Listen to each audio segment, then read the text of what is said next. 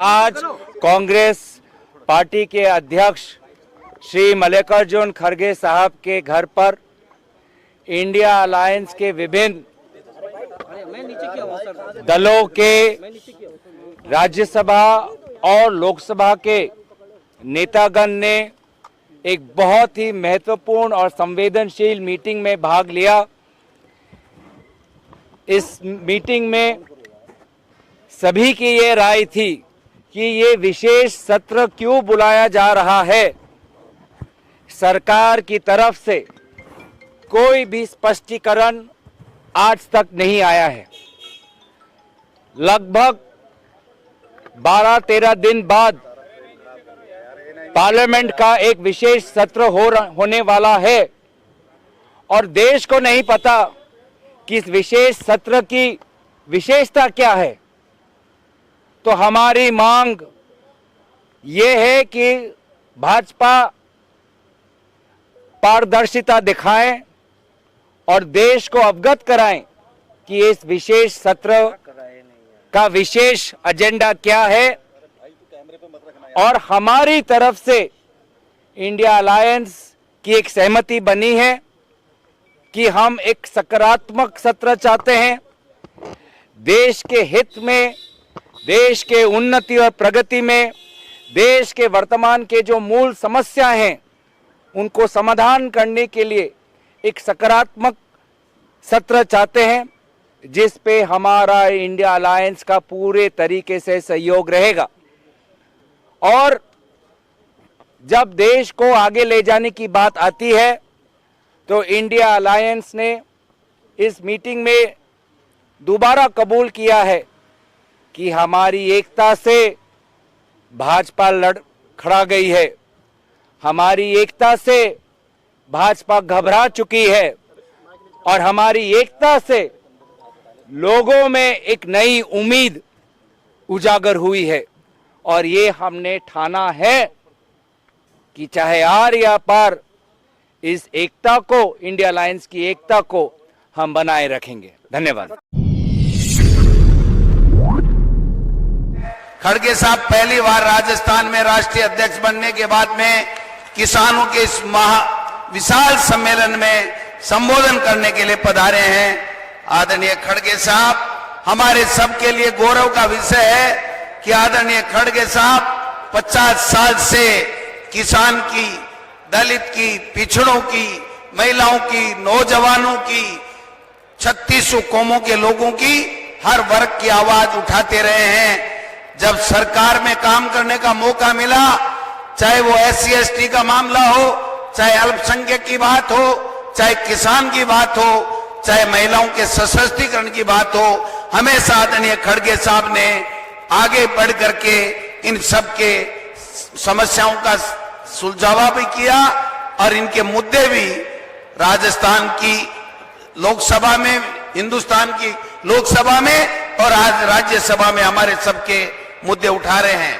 मैं आदरणीय मुख्यमंत्री अशोक गहलोत साहब हमारे बीच में हैं, हमारे प्रभारी आदरणीय सुखजिंदर जी रंधावा साहब हमारे बीच में हैं, हमारे अखिल CWC के मेंबर हमारे नासिर साहब हमारे बीच में हैं, तमाम नेताओं मोहन प्रकाश जी, आदरणीय रामलाल जी जाट साहब मंत्री राजस्व, गिरिजा व्यास जी, महेंद्र मालवीय जी, हरक सिंह रावत जी, गुरदीप संबल जी, इन सब का जो भी पधारे, CP साहब हमारे, उन सब का मैं हार्दिक स्वागत करता हूं। हमारे तीनों सेक्रेटरी काजी निजामुद्दीन जी, हमारे वीरेंद्र राठौड़ जी, अमृता जी और तमाम हमारे राजस्थान के नेता, मंत्री, विधायक, प्रदेश कांग्रेस कमेटी के पधारी, AICC, नीरज जी, इन तब का स्वागत करता हूं। और किसान भाइयों, मैं 2 मिनट में अपनी बात समाप्त करूंगा। हम आदरणीय खड़गे साहब को सुनने के लिए आज आए हैं। खड़गे साहब वो शख्सियत है जो हमेशा बेबाक तरीके से पूरे देश के किसानों के मुद्दे, अल्पसंख्यकों मुद्दे, दलितों के मुद्दे को निडरता के साथ में उठाते हैं और राहुल गांधी जी के साथ कंधे से कंधा मिला करके इस मोदी सरकार को घेरने का काम करते हैं। मानिए, आज आपका यहाँ आना एक बहुत बड़ा संदेश पूरे देश के किसानों में जाएगा। वो इसलिए जाएगा कि एक तरफ हमारे राजस्थान की सरकार 14,000 करोड़ के किसानों के कर्जे माफ कर रही है। हमारे राजस्थान में कांग्रेस की सरकार यहां पर किसानों को 2,000 यूनिट बिजली फ्री दे रही है, 100 यूनिट घर की बिजली फ्री दे रही है। लंपी में गौ माता की जो मौत होगी उसमें 40,000 रुपए दे रही है। अब 2 पशुओं की 40,000 रुपए से गारंटी दे रही है। किसान को यहां पर 1,000 रुपए की पेंशन दी जा रही है प्रति माह। यहां पर किसान के लिए दूध के लिए 5 रुपए का अनुदान दिया जा रहा है, जो देश में कहीं भी नहीं है। और दूसरी तरफ ये मोदी जी की सरकार किसान की आमदनी दुगुनी करने के वादे करके आई थी। 700 किसानों को शहीद कर दिया। 3 काले कानून ला करके खून के आंसू रुलाने का काम हमारी इस मोदी सरकार ने किया है। मैं केवल इतना निवेदन करना चाहता हूं, जब भूमि अधिग्रहण कानून खड़गे साहब ने और राहुल गांधी जी ने और सोनिया गांधी जी और मनमोहन सिंह जी ने सर्वसम्मति से लागू किया था, उसमें भी मोदी सरकार ने उद्योगपति मित्रों को फायदा देने के लिए उसमें भी छेड़छाड़ करने का काम किया। वो कामयाब नहीं हुए। 3 काले कानून लाए, कामयाब नहीं हुए।